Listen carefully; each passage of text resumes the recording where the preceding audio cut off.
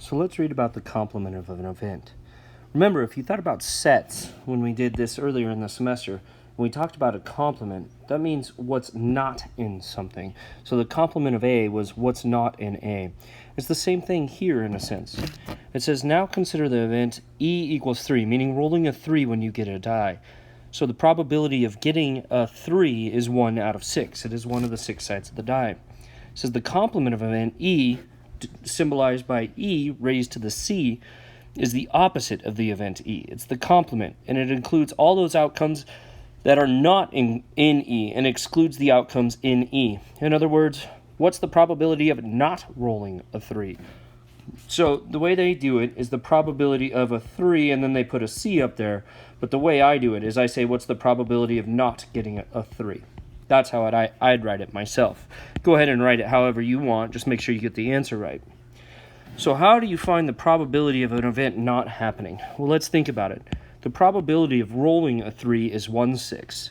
So the probability of not rolling a 3 has to be all the rest. Well, what's all the rest? The probability of not rolling a 3 would be any of the other 5 of the 6 sides of the die.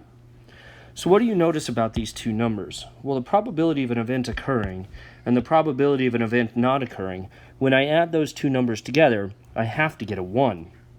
So how can I easily find one or the other? Well, I think about it is it's all the rest of them, but there is a mathematical formula for it. The mathematical formula for it is right here. So the probability of not getting an E is 1 minus the probability of getting an E. Okay? So they have that written right here. The probability of not getting a 3 is 1 minus the probability of getting a 3, which is 1 minus 1/6. You could do that directly in your calculator, get a common denominator, however you want to do it, but you do end up with the 5/6. So sometimes it's easier just to think about everything else, and sometimes it's easier to use the mathematical formula.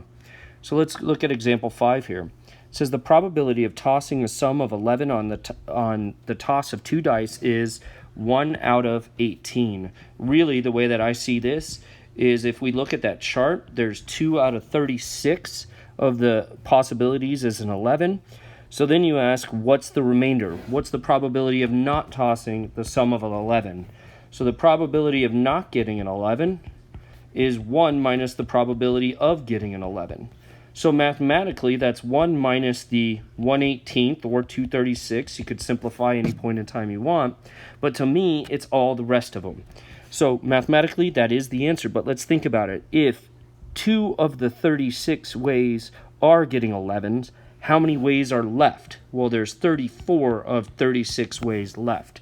And once you simplify that, you're going to end up with the same answer you would have gotten with the equation, which was 17/18. 34/36 is 17/18 simplified. So what's the probability of an event not occurring? Think about the probability of it occurring, and then do all the rest, whatever the rest is.